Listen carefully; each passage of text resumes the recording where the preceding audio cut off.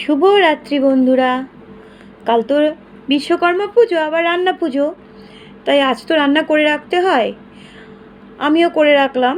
মানে আমি রান্না পুজো করি না, রান্না করে খাই।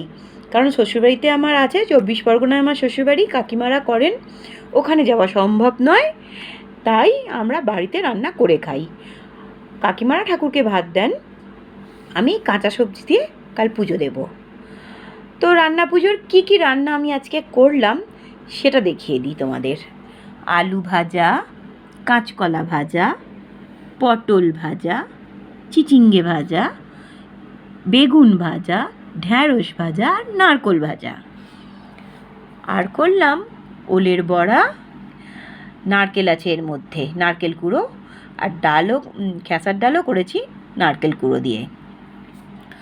আর এই যে থালাটায় দেখছো, আগ ভাতটা একটু তুলে রাখলাম, কারণ আমার মা বললো একটু আগ ভাত তুলে রাখতে হয়, কালকে পুজো হওয়ার পর এগুলো মিশিয়ে দিতে হয়।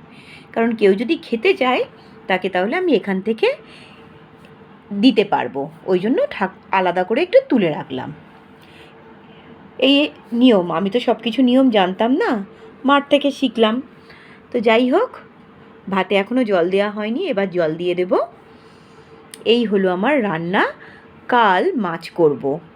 মাছটা আজকে করিনি, কাল কিন্তু আমাদের নিমন্ত্রণও আছে এক দিদিভাইয়ের বাড়িতে। দিদিভাইকে তোমরা চেনো, কিন্তু নামটা এখন বলবো না, এটা সারপ্রাইজ। তবে যদি যেতে পারি তো তবেই দিদিভাইয়ের সাথে একসাথে ছবি তোমাদের সামনে শেয়ার করব। যদি না যাওয়া হয় হবে না। তো চলো টাটা, আসছি আবার কাল পরের ভিডিও নিয়ে।